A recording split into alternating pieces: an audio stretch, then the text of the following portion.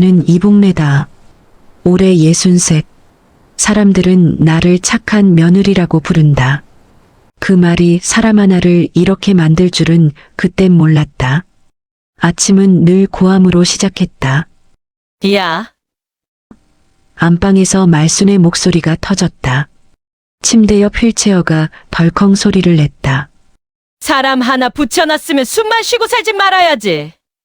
나는 말없이 부엌에서 밥을 떴다. 이 집에서는 인사가 아니라 고함이 하루의 시작이었다. 밥상 이게 뭐야? 휠체어 바퀴가 식탁 다리에 부딪혔다. 숟가락이 상에 부딪히는 소리, 아니 던져진 소리였다. 이걸 먹으라고 차린 거야? 사람을 괴로 안아. 어머니, 어제 장에서 입 닥쳐. 내 입 열리면 재수 없어. 대답하면 더 커진다. 그래서 나는 늘 아무 말도 안 했다. 말순이 휠체어에 몸을 기댄 채 나를 올려다보며 말했다. 내가 너 며느리라고 불러준 적 있냐?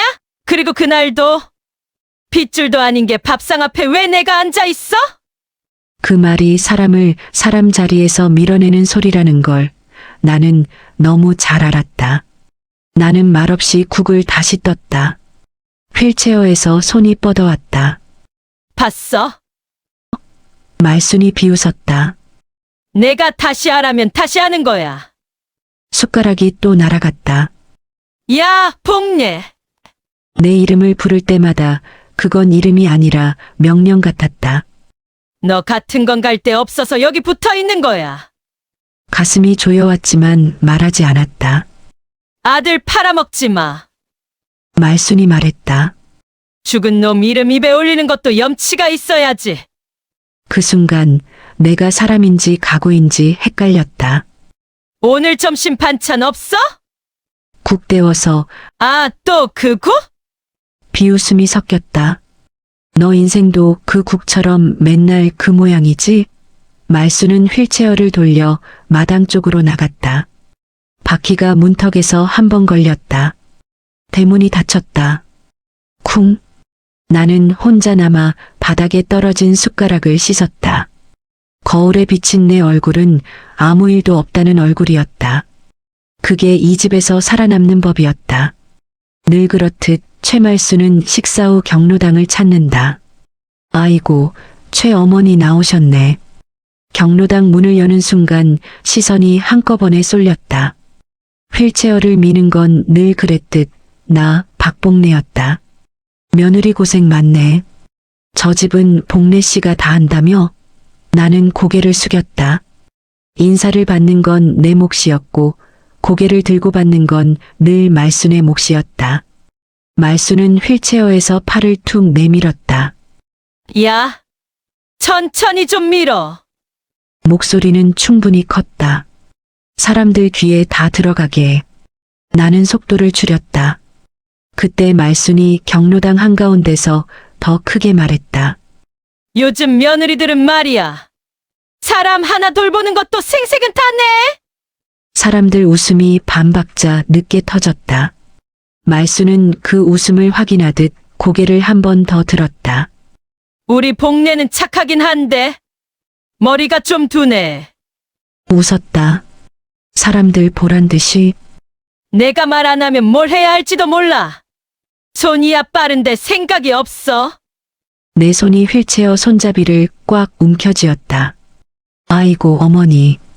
그래도 며느리가 있으니 다행이죠. 누군가 웃으며 말했다. 분위기를 덮어보려는 말이었다. 말순은 그 말을 기다렸다는 듯 바로 받았다. 다행이긴 뭐가 다행이야. 돈 받고 쓰는 것도 아니고. 잠깐 숨을 고르더니 더 또렷하게 덧붙였다. 얘는 그냥 붙어 있는 거야. 사람들 시선이 내 얼굴로 몰렸다. 나는 아무 말도 하지 않았다. 말을 하면 버릇없다가 되고 가만히 있으면 인정한 꼴이 된다는 걸 너무 잘 알았으니까. 말수는 거기서 멈추지 않았다. 아침밥도 말이야. 맨날 그 모양이야. 목소리가 더 커졌다. 미음이 짜다 싱겁다 그걸 아직도 못 맞춰. 내가 몇 번이나 밥숟가락을 던졌는지 알아? 경로당 안에서 작은 숨소리가 새어나왔다. 아이고, 그 정도야? 말수는 대수롭지 않게 어깨를 으쓱했다. 내가 못 참아? 며느리 교육 좀 시킨 거지. 그 말에 내 얼굴에서 피가 빠져나가는 게 느껴졌다. 그래도 고개는 더 깊이 숙였다. 사람들 앞에서 울면 그건 또 쇼가 되니까. 집으로 돌아오는 길 마당을 지나 대청에 들어서자 말순이 말했다. 아까 왜 말 안 했어? 나는 대답하지 않았다. 사람들 앞에서 나 무안 주면 좋겠어? 잠깐의 침묵 끝에 내가 작게 말했다. 아닙니다. 말수는 코웃음을 쳤다. 알면 됐어. 너는 가만히 있는 게 제일 나아. 그래야 내가 편해. 그날 밤 나는 부엌 식탁에 앉아 작은 수첩을 꺼냈다. 그리고 처음으로 날짜를 적었다. 땡땡월 땡땡일 경로당 공개 모욕 붙어 있는 거라는 표현 사용 다수 앞에서 반복. 글씨가 조금 삐뚤어졌다. 손이 떨려서였다. 그날 나는 처음으로 깨달았다. 나는 참고 있는 게 아니었다. 조금씩 지워지고 있었다. 그래서 지워지기 전에 남겨야겠다고 결심했다. 그날 밤이었다. 말수는 아무 일도 없었다는 얼굴로 텔레비전을 보고 있었고 나는 부엌 식탁에 앉아 있었다. 식탁 위에는 아무것도 없었다. 밥도 없고 반찬도 없고 위로도 없었다. 이 집의 밤은 늘 이렇게 텅 비어 있었다. 나는 찬장 맨 안쪽에서 공책 한 권을 꺼냈다. 표지도 없는 동네 문방구에서 1,000원 주고 산 얇은 공책이었다. 이 공책은 오늘 처음 꺼낸 게 아니었다. 처음엔 가계부였다. 쌀값, 전기세, 약값. 살기 위해 어쩔 수 없이 적던 숫자들. 그런데 어느 날부터 나는 숫자 옆에 말을 하나씩 붙이기 시작했다. 왜 이렇게 많이 썼어? 그 말을 들은 날, 내가 잘못 관리했겠지. 그 말을 들은 날, 그날부터였다. 그래서 이 공책은 이미 몇 달 전부터 가계부가 아니었다. 나는 공책을 펼쳤다. 이미 적혀 있는 글씨들 위에 오늘 날짜를 덧붙였다. 땡땡월 땡땡일 맑음. 아침 6시 10분 식사 중 밥숟가락 투척. 글씨는 놀랍도록 또박또박했다. 울면서 쓴 글씨는 번지지만 참고 쓴 글씨는 오래 남는다. 미음 그릇 파손 한개 말순, 본인 투척. 나는 본인 투척이라는 말을 한 번 지웠다가 다시 적었다. 처음 이 표현을 썼을 때도 손이 떨리지는 않았다. 이제는 익숙해졌으니까. 볼펜 끝이 잠깐 멈췄다. 그 순간 친정 엄마 얼굴이 떠올랐다.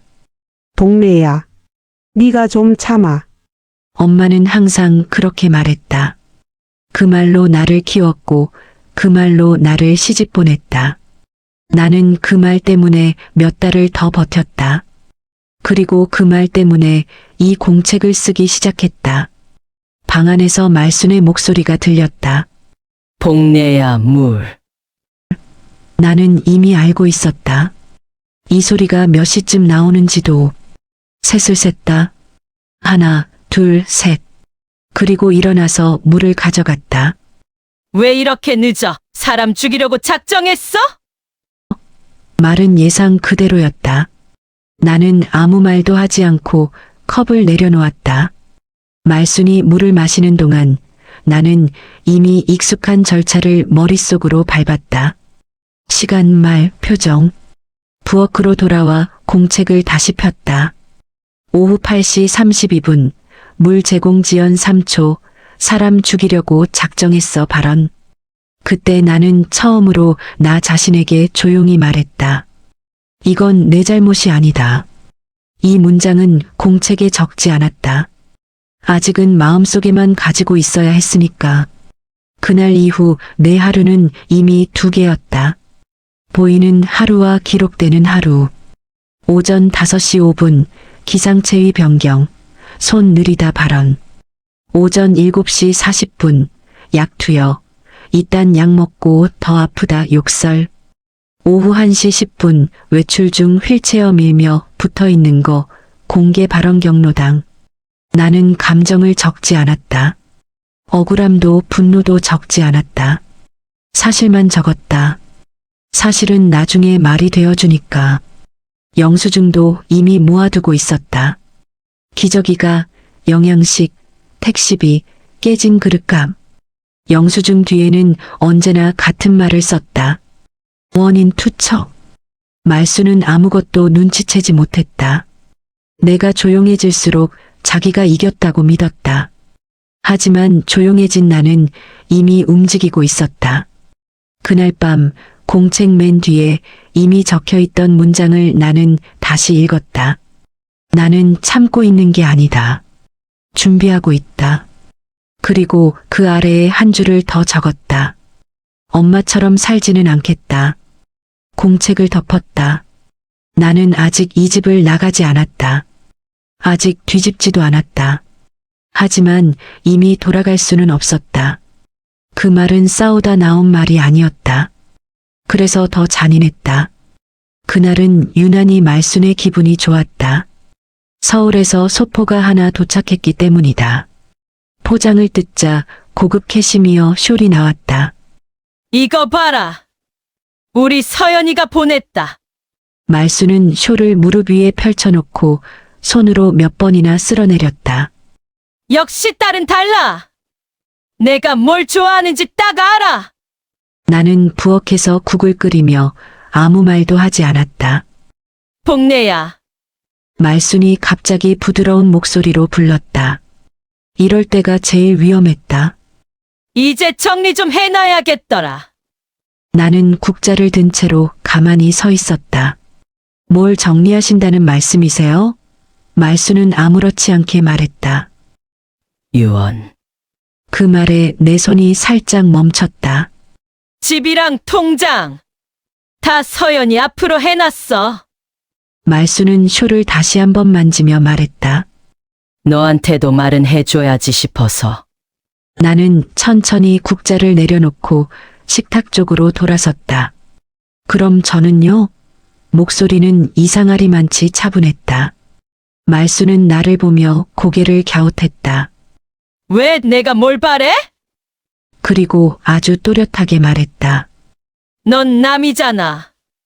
그 말은 큰 소리도 아니었고 욕도 아니었다. 그래서 더 정확했다. 며느리라는 게 뭐야? 남이지. 지금까지 같이 산 건 네가 갈 데가 없어서 그런 거고. 나는 그 말을 들으며 머릿속으로 공책 한 페이지를 넘겼다. 그리고 아주 천천히 말했다. 알겠습니다. 말수는 그 반응이 마음에 든 듯 고개를 끄덕였다. 그래, 알아서 기어. 그날 밤 나는 공책에 이렇게 적었다. 땡땡월 땡땡일 오후 7시 48분 넌 남이잖아. 발언 상속 배제 명확화. 볼펜 끝이 종이를 깊게 눌렀다. 그리고 그 아래에 처음으로 한 문장을 더 적었다. 이날을 기준으로 나는 며느리가 아니다. 다음 날 오후 방문 간호사가 왔다. 이 집에 3년째 드나드는 사람이었다. 이름은 이정희. 말수가 적고 눈이 빠른 사람이었다. 정희는 말순의 팔을 살피다 잠깐 멈췄다. 어머님, 여기 멍이 왜 이렇게 들었어요? 말수는 무심하게 말했다. 어제 그릇 던지다 부딪혔나 보지. 정희의 눈이 복례 쪽으로 잠깐 갔다. 복례는 아무 말도 하지 않았다. 정희는 조용히 말했다. 이건 자주 생기는 멍은 아니에요. 말순이 짜증을 냈다. 그럼 어쩌라고? 늙은 사람이 멍도 못 들어? 정희는 더 말하지 않았다. 다만 차트에 무언가를 적었다. 현관에서 신발을 신으며 정희가 낮은 목소리로 말했다. 어머님, 복례가 고개를 들었다. 혹시 기록하고 계세요? 복례는 잠깐 망설였다가 고개를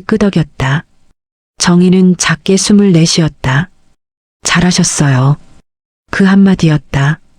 15년 만에 누군가 복례에게 그렇게 말했다. 이런 경우 많아요. 가족이라고 해서 다 보호자는 아니에요. 필요하시면 제가 본 것들 증인으로 말해줄 수 있어요. 복례의 손이 살짝 떨렸다. 그날 저녁 복례는 공책에 이 문장을 적었다. 땡땡월 땡땡일 방문간호사 이정의 멍 확인 및 증언 가능 의사 표현. 그리고 그 아래에 아주 작게 썼다. 나는 혼자가 아니다. 시계 바늘이 오후 2시를 가리킬 때였다. 문이 벌컥 열렸다.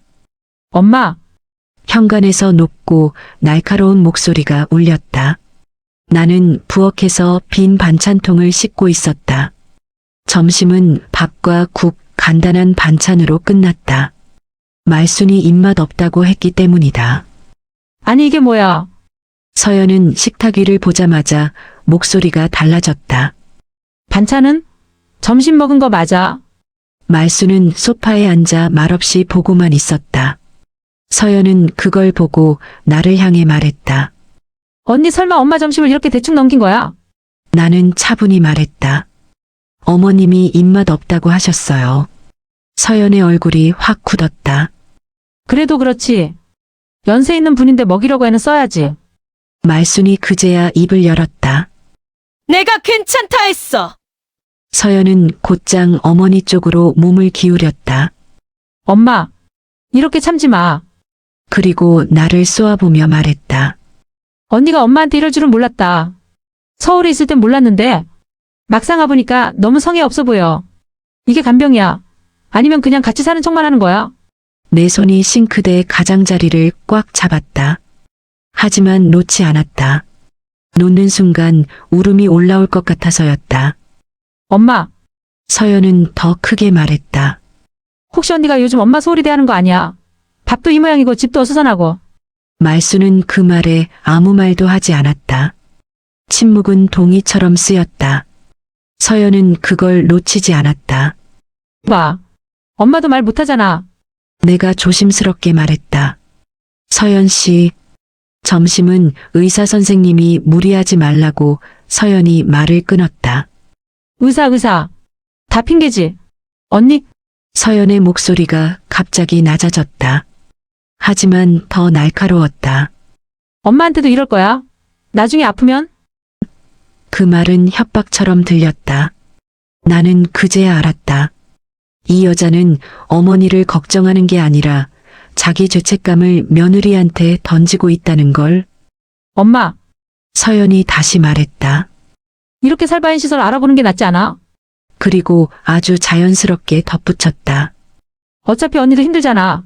나는 그 말에 고개를 들었다. 처음으로 서연을 똑바로 봤다. 그리고 아무 말도 하지 않았다. 말은 지금 할 게 아니었으니까. 그날 밤 나는 공책에 이렇게 적었다. 땡땡월 땡땡일 오후 2시 12분 신우이 최서연 방문 엄마한테도 이럴 거냐 소홀한 간병 주장. 그리고 한 줄을 더 적었다. 책임 없는 사람일수록 목소리가 크다. 복례는 그날 밤 말순이 잠든 걸 확인하고 안방 불을 껐다. 문을 닫고 나오는 손길이 유난히 조심스러웠다. 이 집에서는 문 닫는 소리 하나도 죄가 되니까. 부엌 식탁에 앉아 익숙한 풍경이 펼쳐졌다. 깨끗이 닦인 식탁, 정리된 약 봉투, 그리고 그 공책. 복례는 공책을 펴지 않았다. 이번엔 봉투부터 꺼냈다. 동사무소에서 받아온 서류들이었다. 가족관계 증명서, 혼인관계 증명서, 주민등록등본. 서류 맨 위에 자기 이름이 적혀 있었다. 박복례. 처음으로 이름이 며느리가 아니라 한 사람처럼 보였다. 복례는 전화번호 하나를 눌렀다. 며칠 전 오빠 칠성이 적어준 번호였다. 법률구조공단입니다. 복례는 숨을 한번 고르고 말했다. 간병 그만두고 싶어서요. 상담사는 바로 묻지 않았다. 언제부터 간병하셨습니까? 15년이요. 잠깐 정적이 흘렀다. 그 침묵이 복례를 조금 안심시켰다. 그만두실 수 있습니다. 상담사는 담담하게 말했다. 다만 절차가 필요합니다. 복례는 메모지를 꺼냈다. 절차. 그 단어가 이상하게 따뜻했다. 갑작스럽게 중단하면 문제가 될 수 있습니다. 그래서 간병 종료 통지가 필요합니다. 보통 한 달 정도의 유예를 둡니다. 복례는 그 말을 적었다. 유예 기간 1개월. 그 기간 동안 대체 간병을 가족이 마련하도록 알려야 합니다. 직계 자녀가 있다면 1차 책임은 그쪽입니다. 복례의 손이 잠깐 멈췄다. 직계 자녀. 서연의 얼굴이 잠깐 스쳤다. 통지서는 감정 없이 사실 위주로. 날짜, 내용, 종료 시점 명확히. 가능하면 내용 증명으로. 전화를 끊고 복례는 한참을 가만히 앉아 있었다. 그동안 자기는 늘 이렇게 생각해왔다. 내가 나가면 어머니는 어떡하지? 하지만 그날 처음으로 이렇게 생각했다. 내가 안 나가면 나는 어떡하지? 복례는 공책을 폈다. 기록용 공책 말고 새 공책이었다. 첫 장에 이렇게 적었다. 간병 종료 통지서 초안. 그리고 날짜를 적었다. 본인은 최말순 씨에 대한 일상 간병을 땡땡월 땡땡일부로 종료함을 사전 통지합니다. 글씨는 또박또박했다. 한 글자도 흐트러지지 않았다. 본 통지 이후 1개월의 유예 기간을 두며 그 기간 동안 보호자 측에서 대체 간병을 마련해 주시기 바랍니다. 복례는 보호자라는 단어를 한 번 더 썼다. 며느리 말고 보호자. 마지막 줄에 이 문장을 적었다. 본 통지는 감정이 아닌 절차에 따른 것입니다. 그 문장을 쓰고 나서 복례는 볼펜을 내려놓았다. 손이 조금 아팠다. 하지만 속은 이상하리만치 조용했다. 그날 밤 복례는 잠들기 전 캘린더를 꺼냈다. 그리고 한날에 동그라미를 쳤다. 땡땡월 땡땡일 나가는 날. 복례는 그 날짜를 오래 바라봤다. 두렵지 않았다. 처음으로 끝이 보였기 때문이다. 내용 증명 봉투는 점심을 막 넘긴 시각에 도착했다. 서울 강남 대치동의 한 오피스텔. 받는 사람 최서연. 서연은 봉투를 보자마자 눈살을 찌푸렸다. 뭐야, 이건 또? 변호사 이름이 찍힌 걸 보고 본능적으로 알았다. 좋은 내용은 아니라는 걸. 서연은 엘리베이터 안에서 봉투를 뜯었다. 첫 줄을 읽는 순간 입술이 굳었다. 본인은 최말순 씨에 대한 일상 간병을 땡땡월 땡땡일부로 종료함을 사전 통지합니다. 미쳤나? 서연은 끝까지 읽지 않았다. 그럴 필요도 없었다.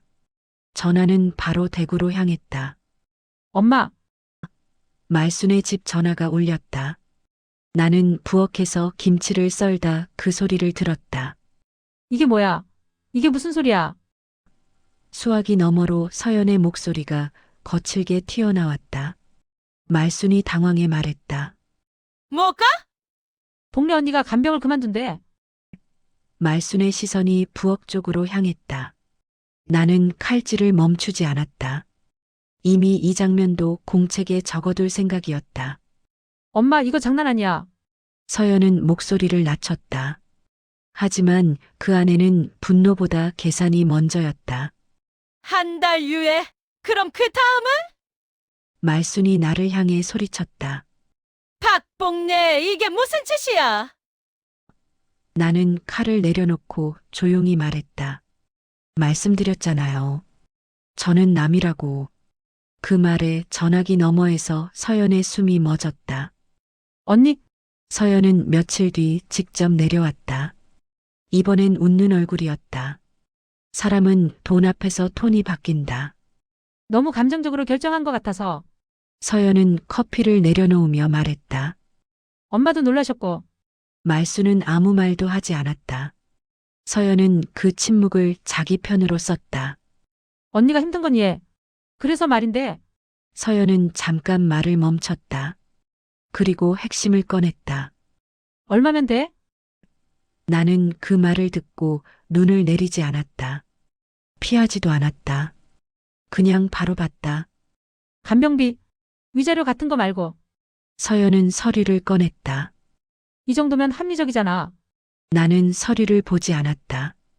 대신 내 공책을 꺼냈다. 그리고 테이블 위에 천천히 올려놓았다. 여기 15년치입니다.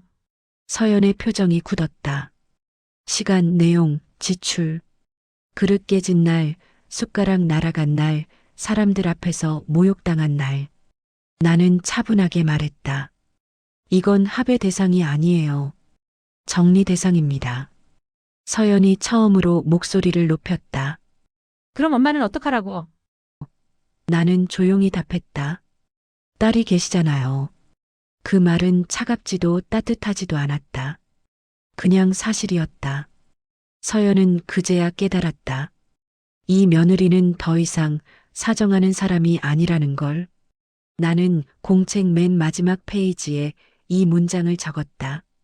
얼마면 되냐는 말이 나온 순간 이건 가족이 아니라 거래였다. 그날은 날씨가 이상하게 맑았다. 말수는 거실 소파에 앉아 TV를 보고 있었고 복례는 식탁 위에 봉투 하나를 올려두었다.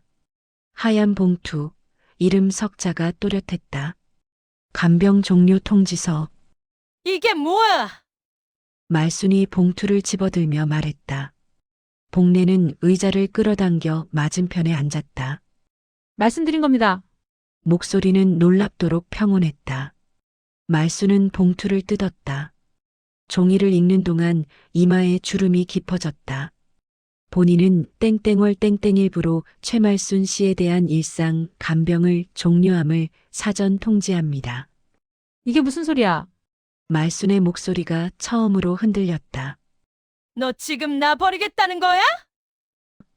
복례는 고개를 저었다. 버리는 게 아니라 정리하는 겁니다. 말순이 종이를 탁 내려놓으며 소리를 질렀다. 네가 뭔데? 며느리가 뭔 자격으로.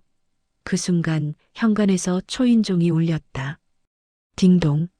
말순의 말이 뚝 끊겼다. 복례는 자리에서 일어났다. 오늘 방문간호 오는 날이에요. 문을 열자 익숙한 얼굴이 서 있었다. 이정희. 3년째 이 집에 드나든 방문간호사. 그리고 그 뒤에 동네 통장 김 씨가 서 있었다. 어머, 복례 씨. 안녕하세요. 통장은 말순을 보고 고개를 숙였다. 어르신, 잠깐 인사만 드리려고요. 말순은 상황을 이해하지 못한 채 눈만 깜빡였다. 이게 무슨 복례가 차분히 말했다. 오늘 통지서 전달하는 날이라서요. 정희는 말순의 팔을 살폈다. 익숙한 동작이었다. 그러다 자연스럽게 말했다. 어머님, 이 멍은 아직 그대로네요. 말순의 얼굴이 굳었다. 통장이 그 말을 받았다. 저번에 경로당에서도 말씀이 좀 있으셨죠. 말순이 입을 열려 했지만 말이 나오지 않았다. 복례는 그제야 공책을 꺼냈다. 식탁 위에 조용히 내려놓았다. 이건 제가 기록한 겁니다. 시간, 말, 상황. 정희가 고개를 끄덕였다. 제가 본 것도 비슷합니다. 통장이 짧게 말했다. 필요하면 사실대로 말하겠습니다. 말순의 손이 종이 위에서 미세하게 떨렸다. 처음이었다. 누군가 복례 말에 고개를 끄덕인 게. 이건 협박이야. 말순이 겨우 말했다. 복례는 즉시 답하지 않았다. 정희가 대신 말했다. 아닙니다. 절차입니다. 그 말이 말순의 가슴을 정확히 찔렀다. 복례는 마지막으로 말했다. 한 달 유예 드립니다. 그동안 대체 간병 마련하시면 됩니다. 그날 말순은 처음으로 혼자가 되었다. 소리를 질러도 아무도 즉시 오지 않는 시간. 복례는 그날 밤 캘린더를 다시 보았다. 동그라미 친 날짜. 나가는 날. 그 날짜가 조금 더 선명해 보였다. 밤 11시가 넘었다. 집안은 너무 조용했다. 늘 들리던 소리가 없었다. 부엌에서 나는 물소리도, 걸레가 바닥을 스치는 소리도, 어머니하고 부르는 목소리도, 말수는 리모컨을 몇 번 눌렀다. TV 화면만 바뀌고 아무것도 달라지지 않았다. 복내야. 불러보고 나서야 자기가 뭘 한 건지 알았다. 아무 대답이 없었다. 말수는 소파에서 몸을 조금 움직였다. 허리가 찌릿했다. 예전 같으면 벌써 와서 쿠션을 받쳐줬을 텐데. 복내야!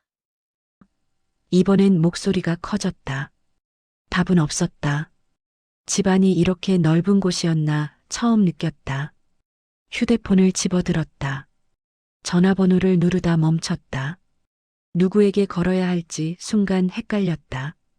결국 익숙한 번호를 눌렀다. 서연아. 신호음이 길게 갔다. 받지 않았다. 다시 걸었다. 이번에도 받지 않았다. 말순의 손이 조금 떨렸다. 설마 그때 뱃속에서 꼬르륵 소리가 났다. 저녁을 제대로 못 먹었다. 먹어줄 사람이 없어서가 아니라 차려줄 사람이 없어서였다. 말수는 처음으로 생각했다. 나 오늘 밤에 쓰러지면 누가 알아줄까? 그 생각이 머릿속에 꽂히자 숨이 막혔다. 복내야. 이번엔 거의 울음이었다. 하지만 말수는 끝내 그 이름을 부를 수밖에 없었다. 자기가 내쫓은 그 사람의 이름을. 그날 밤 말수는 잠들지 못했다. 불을 켜둔 채 소파에서 밤을 샜다. 그게 버려졌다는 말의 첫 체감이었다. 며칠 뒤 서울 강남. 서연의 사무실에 등기 봉투 하나가 도착했다. 받는 사람 최서연. 보내는 사람 땡땡 법률사무소. 서연은 봉투를 들고 한참 서 있었다. 좋은 소식이 아니라는 건 이제 본능처럼 알았다. 봉투를 열자 단정한 문장이 눈에 들어왔다. 귀하는 최말순 씨의 직계자녀로서 1차 부양 의무자에 해당합니다. 서연의 눈이 빠르게 아래로 내려갔다. 본건과 관련하여 시설 입소 및 간병 비용 분담에 대해 협의 요청드립니다. 미쳤나? 서연은 의자를 밀치듯 앉았다. 그동안 서연은 이렇게 생각해왔다. 엄마는 복내 언니가 보겠지. 그 생각이 단 한 줄로 깨졌다. 전화가 울렸다. 이번엔 받았다. 여보세요? 최서연 씨죠? 차분한 목소리였다. 어머님 시설 대기 순번이 나왔습니다. 서연의 얼굴이 굳었다. 잠깐만요. 그건 제가 상대는 말을 끊지 않았다. 보호자 서명과 비용 납부가 필요합니다. 첫 달 선납입니다. 서연은 말이 안 나왔다. 그 순간 깨달았다. 자기가 그동안 엄마라고 부르며 미뤄왔던 모든 것들이 이제 자기 앞으로 왔다는 걸. 서연은 그날 밤 복래에게 문자를 보냈다. 언니, 너무 극단적으로 가지 말자. 복래는 답하지 않았다. 답은 이미 서류로 끝났으니까. 그날 말수는 시설 침대에 누워 천장을 보고 있었다. 그리고 처음으로 진짜로 생각했다. 내가 잘못한 건가? 하지만 그 생각은 오래가지 않았다. 다음 날 말수는 직원에게 말했다. 며느리가 나를 버렸어요. 직원은 아무 말도 하지 않았다. 사람들은 자기 이야기만 듣고 싶어 하지 않는다. 그게 말순이 끝내 몰랐던 사실이었다. 시설 복도는 밤이 되면 더 길어 보였다. 말순은 침대에 누운 채 천장을 보고 있었다. 불은 꺼지지 않았다. 꺼달라고 말할 사람이 없었기 때문이다. 아줌마. 직원이 말했다. 이제 주무세요. 말순은 고개를 끄덕였지만 눈을 감지 못했다. 머릿속에 자꾸 한 얼굴이 떠올랐다. 복내. 그날 밤 말수는 처음으로 복래에게 전화를 걸었다. 신호음이 몇 번 가고 끊어졌다. 다시 걸었다. 받지 않았다. 문자를 썼다. 몇 번이나 지웠다. 복내야, 내가 좀 심했다. 그 문장도 지웠다. 다시 썼다. 사람이 실수할 수도 있지 않니? 지웠다. 마지막으로 이렇게 썼다. 돌아와. 그 문장을 보내고 나서야 말수는 알았다. 부탁이 아니라 명령처럼 썼다는 걸. 답은 오지 않았다. 말수는 처음으로 자기 말투가 어떤 무기였는지 깨닫기 시작했다. 너무 늦게. 다음 날 복례는 법률구조공단에 갔다. 간병 종료 문제로 절차를 확인하러 간 것뿐이었다. 상담사는 서류를 넘기다 잠깐 멈췄다. 박복례님, 참고로 확인된 재산이 하나 있습니다. 복례는 피곤한 얼굴로 웃었다. 저 그런 거 없어요.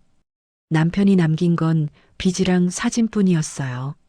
상담사는 차분히 페이지를 돌려 보여줬다. 경북 영천 화남면 여기 맞으시죠? 등기부상 아직도 박영식 단독 명의로 토지가 남아 있습니다. 그 순간 복례의 시간이 한번 멈췄다. 그럼 그 땅은 지금 누구 건가요? 상담사는 한치의 망설임도 없이 말했다. 상속폭이나 유언이 없으셨다면 배우자인 박복례님께 상속됩니다. 법적으로는 현재 권리자이십니다. 복례는 그 말을 이해하는데 몇 초가 더 걸렸다. 남편이 남긴 건 시어머니의 짐이 아니라 나를 살릴 증거였다는 뜻이었으니까. 며칠 뒤 요양병원. 말수는 병실 침대에 누워 있었다. 오늘도 며느리가 나를 버렸다는 말을 어디에 풀어놓을지 생각하던 때였다. 그때 문이 벌컥 열렸다. 엄마, 서연이 들어왔다. 얼굴이 굳어 있었다. 말수는 반가움보다 먼저 불안이 올라왔다. 왜 왔어? 서연은 대답 대신 서류 봉투를 침대 위에 툭 올려놨다. 병원에서 보증인 서류 다시 쓰라더라. 그리고 엄마 명의 재산 조회가 같이 들어갔대. 말순이 봉투를 뜯는 손끝이 떨렸다. 서연이 낮게 말했다. 엄마가 재산 다 정리했다고 했던 거 그거랑 다른 게 하나 나왔대. 말순의 눈이 서류 한 줄에 박혔다. 소유자 박복례. 말순이 숨을 삼켰다. 이게 뭐야? 서연의 목소리가 더 낮아졌다. 오빠 명의로 돼 있던 땅이래. 근데 법대로면 지금 언니 거야. 말순의 입술이 파르르 떨렸다. 그건 영식이 거였어. 서연은 짧게 말했다. 그러니까 더 문제야. 그게 언니한테 갔다는 게. 그날 저녁 말순은 복례에게 다시 문자를 보냈다. 그 땅 내가 가져간 거야? 복례는 한참을 보다가 딱 한 줄만 보냈다. 제가 가져간 게 아니라 남편이 남긴 겁니다. 말순이 곧장 답했다. 그건 영식이 거였어. 복례는 마지막으로 아주 조용히 적었다. 그래서 제 겁니다. 그날 이후로 복례는 먼저 연락하지 않았다. 말순도 서연도 더 이상 부르지 않았다. 말이 오갈 단계는 이미 지났기 때문이다. 복례는 법률구조공단에서 받은 안내대로 서류를 정리했다. 등기부 등본, 상속관계증명서, 혼인관계증명서. 종이들은 감정이 없었다. 누구 편도 들지 않았고 다만 사실만 적혀 있었다. 며칠 뒤 영천 화남면. 오래된 밭은 그대로였다. 돌담도 구분 농로도 예전 그대로였다. 다만 주변이 달라져 있었다. 측량 말뚝이 박혀 있었고 개발 예정지라는 팻말이 세워져 있었다. 복례는 그 앞에 한참 서 있었다. 남편 영식이 생전에 한 번도 자랑하지 않았던 땅. 아무 말 없이 묵혀두었던 자리. 그 땅이 지금에서야 말을 하고 있었다. 중개인은 조심스럽게 말했다. 어머님, 이 땅 지금 시세로 꽤 됩니다. 복례는 고개를 끄덕였을 뿐 묻지 않았다. 얼마냐고도 언제 파느냐고도 이미 결정은 끝나 있었다. 거래는 법대로 진행됐다. 말순의 동의도 서연의 허락도 필요 없었다. 서류에는 복례의 이름만 있었다. 돈이 들어온 날 복례는 통장을 한번 보고 덮었다. 기뻐하지도 울지도 않았다. 대신 요양병원으로 송금했다. 말순의 시설비 딱 6달치. 그 이상은 보내지 않았다. 그리고 짧은 문자 하나를 남겼다. 이후 비용은 직계가족이 부담하셔야 합니다. 서연은 전화로 소리를 질렀다. 왜 엄마 일까지 내가 정리해? 복례는 설명하지 않았다. 서류를 보냈다. 등기부, 매매계약서, 송금 내역. 그게 전부였다. 말로 하면 싸움이 되지만 종이는 결론이 된다. 며칠 뒤 복례는 짐을 쌌다. 많지 않았다. 옷 몇 벌과 공책, 그리고 영식의 사진 하나. 이번에 가는 곳은 친정이었다. 오래 비워둔 방, 늙은 어머니가 혼자 지내는 집. 복례는 길을 나서며 처음으로 발걸음을 늦추지 않았다. 누군가를 두고 가는 죄책감보다 이제는 가도 된다는 확신이 더 컸기 때문이다. 친정 대문 앞에서 복례는 잠시 섰다. 문을 두드리기 전 숨을 고르고 어깨를 폈다. 설렘이라기보다는 안도였다. 처음으로 누구의 며느리도 아닌 자리로 돌아간다는 느낌. 문이 열리고 늙은 어머니의 얼굴이 보였다. 왔나? 그 한마디면 충분했다. 사람들은 말한다. 돈이 사람을 바꾼다고. 복례는 안다. 바뀐 건 사람이 아니라 자리였다.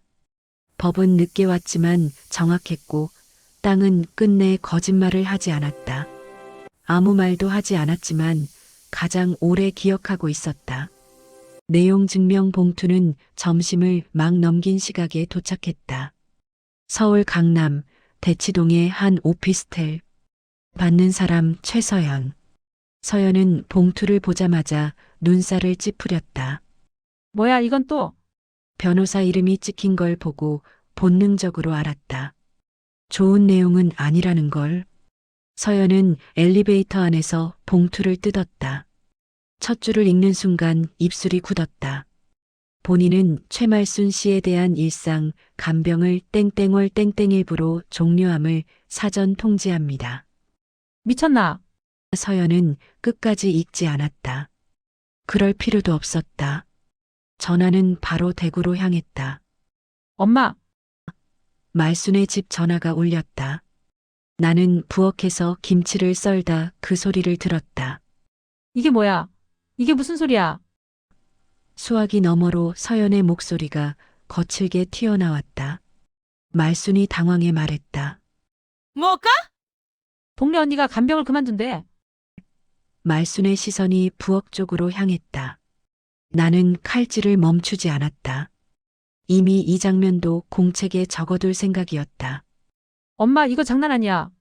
서연은 목소리를 낮췄다. 하지만 그 안에는 분노보다 계산이 먼저였다. 한 달 유예. 그럼 그 다음은? 말순이 나를 향해 소리쳤다. 박복례, 이게 무슨 짓이야? 나는 칼을 내려놓고 조용히 말했다. 말씀드렸잖아요. 저는 남이라고. 그 말에 전화기 너머에서 서연의 숨이 멎었다. 언니, 서연은 며칠 뒤 직접 내려왔다. 이번엔 웃는 얼굴이었다. 사람은 돈 앞에서 톤이 바뀐다. 너무 감정적으로 결정한 것 같아서. 서연은 커피를 내려놓으며 말했다. 엄마도 놀라셨고. 말수는 아무 말도 하지 않았다. 서연은 그 침묵을 자기 편으로 썼다. 언니가 힘든 건 이해. 그래서 말인데, 서연은 잠깐 말을 멈췄다. 그리고 핵심을 꺼냈다. 얼마면 돼? 나는 그 말을 듣고 눈을 내리지 않았다. 피하지도 않았다. 그냥 바로 봤다. 간병비, 위자료 같은 거 말고. 서연은 서류를 꺼냈다. 이 정도면 합리적이잖아. 나는 서류를 보지 않았다. 대신 내 공책을 꺼냈다. 그리고 테이블 위에 천천히 올려놓았다. 여기 15년치입니다. 서연의 표정이 굳었다. 시간, 내용, 지출. 그릇 깨진 날, 숟가락 날아간 날, 사람들 앞에서 모욕당한 날. 나는 차분하게 말했다. 이건 합의 대상이 아니에요. 정리 대상입니다. 서연이 처음으로 목소리를 높였다. 그럼 엄마는 어떡하라고? 나는 조용히 답했다. 딸이 계시잖아요. 그 말은 차갑지도 따뜻하지도 않았다. 그냥 사실이었다. 서연은 그제야 깨달았다. 이 며느리는 더 이상 사정하는 사람이 아니라는 걸. 나는 공책 맨 마지막 페이지에 이 문장을 적었다. 얼마면 되냐는 말이 나온 순간 이건 가족이 아니라 거래였다. 그날은 날씨가 이상하게 맑았다. 말수는 거실 소파에 앉아 TV를 보고 있었고 복례는 식탁 위에 봉투 하나를 올려두었다. 하얀 봉투, 이름 석자가 또렷했다. 간병 종료 통지서. 이게 뭐야?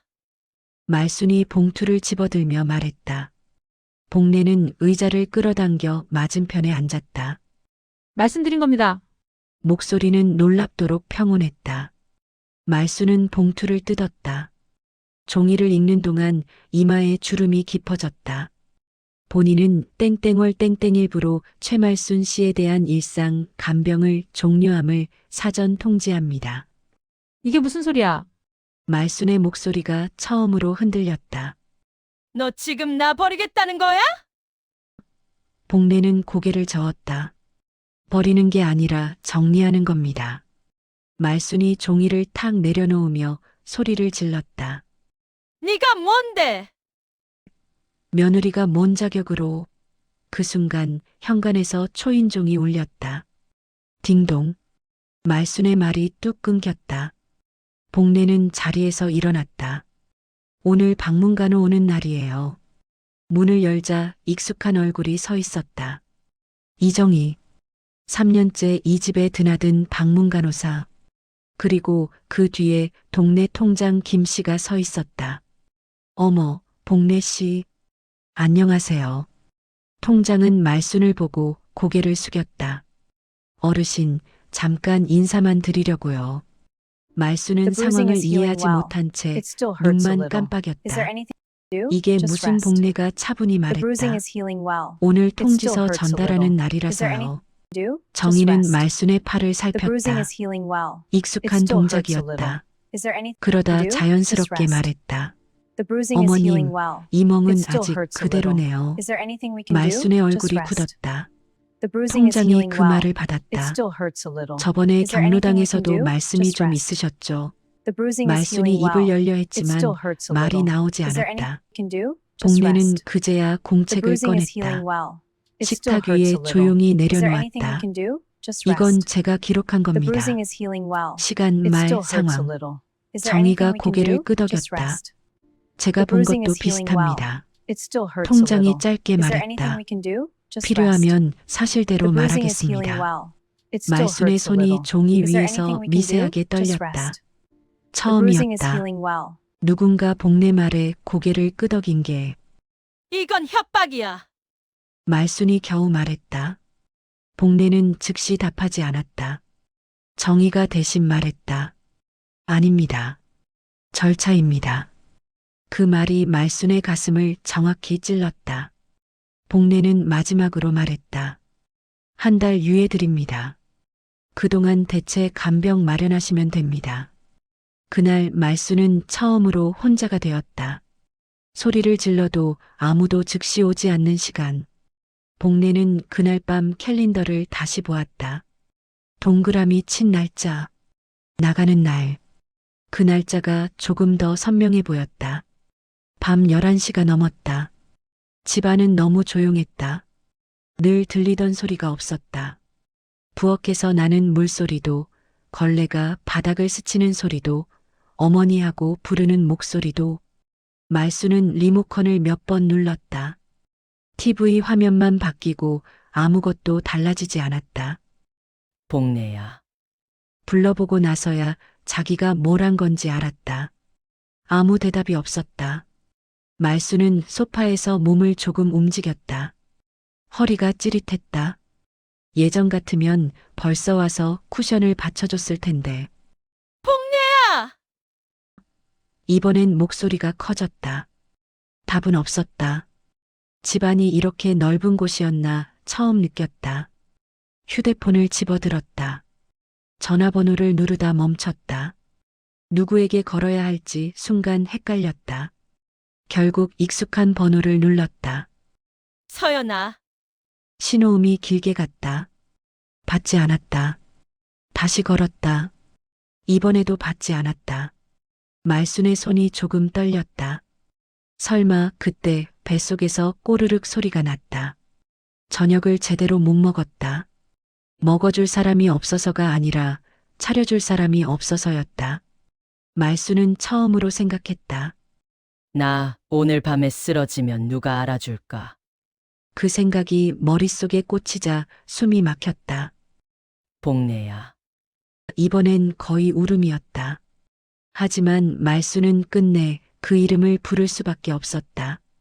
자기가 내쫓은 그 사람의 이름을. 그날 밤 말순은 잠들지 못했다. 불을 켜둔 채 소파에서 밤을 샜다. 그게 버려졌다는 말의 첫 체감이었다. 며칠 뒤 서울 강남. 서연의 사무실에 등기 봉투 하나가 도착했다.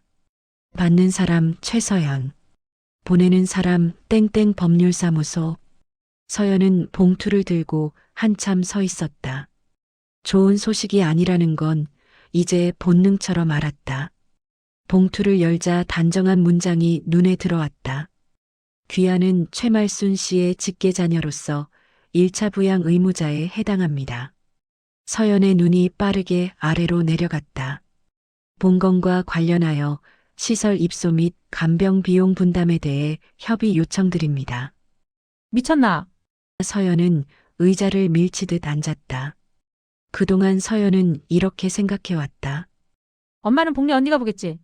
그 생각이 단 한 줄로 깨졌다. 전화가 울렸다. 이번엔 받았다. 여보세요? 최서연 씨죠? 차분한 목소리였다. 어머님 시설 대기 순번이 나왔습니다. 서연의 얼굴이 굳었다. 잠깐만요. 그건 제가 상대는 말을 끊지 않았다. 보호자 서명과 비용 납부가 필요합니다. 첫 달 선납입니다. 서연은 말이 안 나왔다. 그 순간 깨달았다.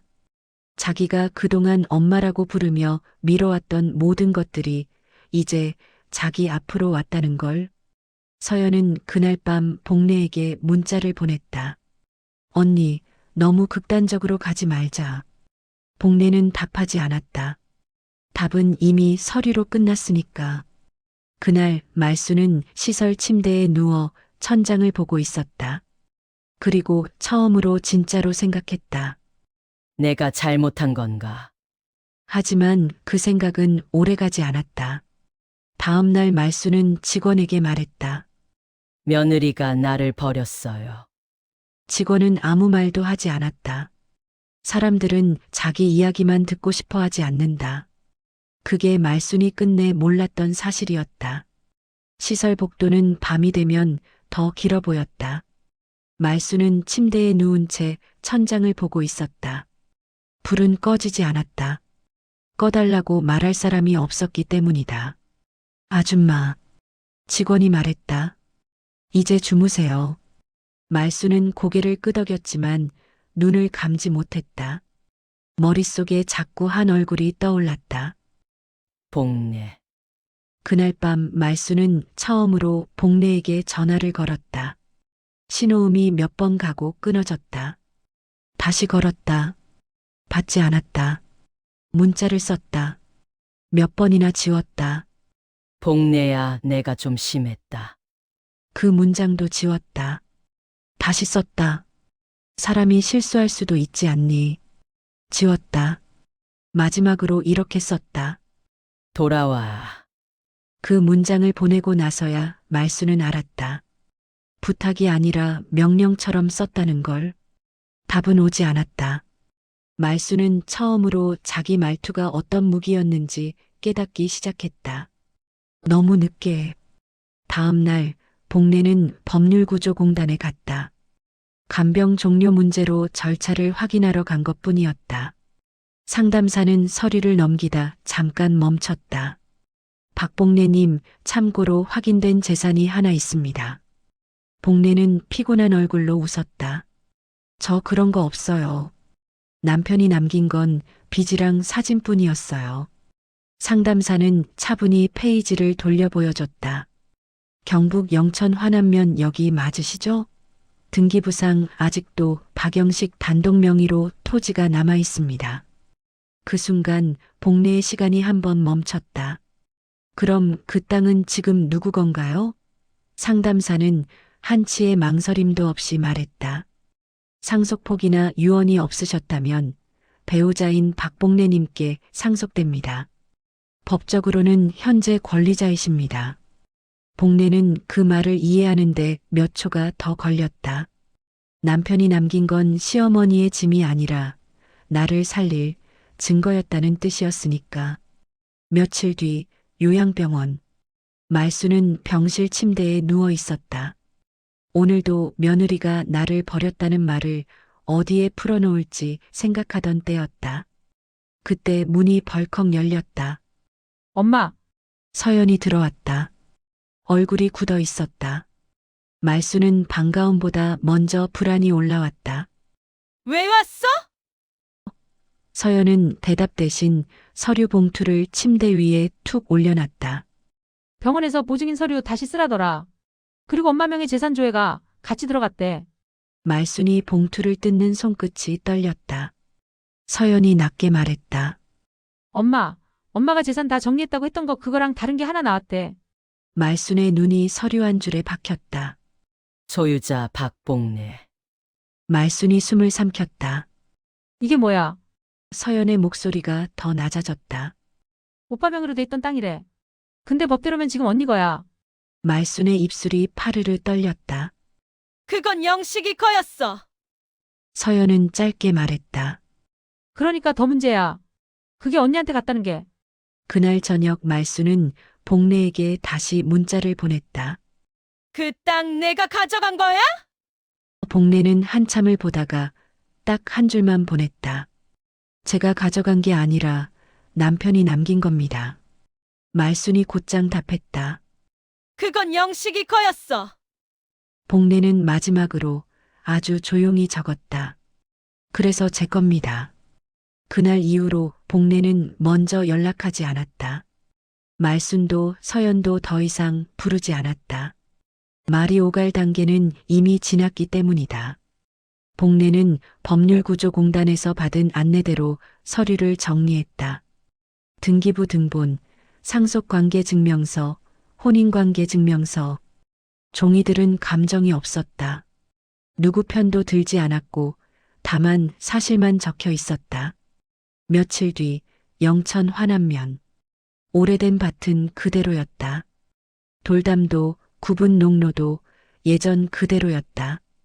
다만 주변이 달라져 있었다. 측량 말뚝이 박혀 있었고 개발 예정지라는 팻말이 세워져 있었다. 복례는 그 앞에 한참 서 있었다. 남편 영식이 생전에 한 번도 자랑하지 않았던 땅. 아무 말 없이 묵혀두었던 자리. 그 땅이 지금에서야 말을 하고 있었다. 중개인은 조심스럽게 말했다. 어머님, 이 땅 지금 시세로 꽤 됩니다. 복례는 고개를 끄덕였을 뿐 묻지 않았다. 얼마냐고도 언제 파느냐고도 이미 결정은 끝나 있었다. 거래는 법대로 진행됐다. 말순의 동의도 서연의 허락도 필요 없었다. 서류에는 복례의 이름만 있었다. 돈이 들어온 날 복례는 통장을 한번 보고 덮었다. 기뻐하지도 울지도 않았다. 대신 요양병원으로 송금했다. 말순의 시설비 딱 6달치. 그 이상은 보내지 않았다. 그리고 짧은 문자 하나를 남겼다. 이후 비용은 직계가족이 부담하셔야 합니다. 서연은 전화로 소리를 질렀다. 왜 엄마일까지 내가 정리해? 복례는 설명하지 않았다.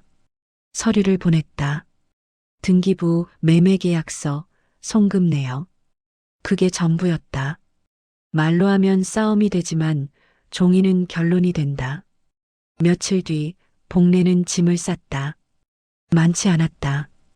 옷 몇 벌과 공책, 그리고 영식의 사진 하나. 이번에 가는 곳은 친정이었다. 오래 비워둔 방, 늙은 어머니가 혼자 지내는 집, 복례는 길을 나서며 처음으로 발걸음을 늦추지 않았다. 누군가를 두고 가는 죄책감보다 이제는 가도 된다는 확신이 더 컸기 때문이다. 친정 대문 앞에서 복례는 잠시 섰다. 문을 두드리기 전 숨을 고르고 어깨를 폈다. 설렘이라기보다는 안도였다. 처음으로 누구의 며느리도 아닌 자리로 돌아간다는 느낌. 문이 열리고 늙은 어머니의 얼굴이 보였다. 왔나? 그 한마디면 충분했다. 사람들은 말한다. 돈이 사람을 바꾼다고. 복례는 안다. 바뀐 건 사람이 아니라 자리였다. 법은 늦게 왔지만 정확했고 땅은 끝내 거짓말을 하지 않았다. 아무 말도 하지 않았지만 가장 오래 기억하고 있었다.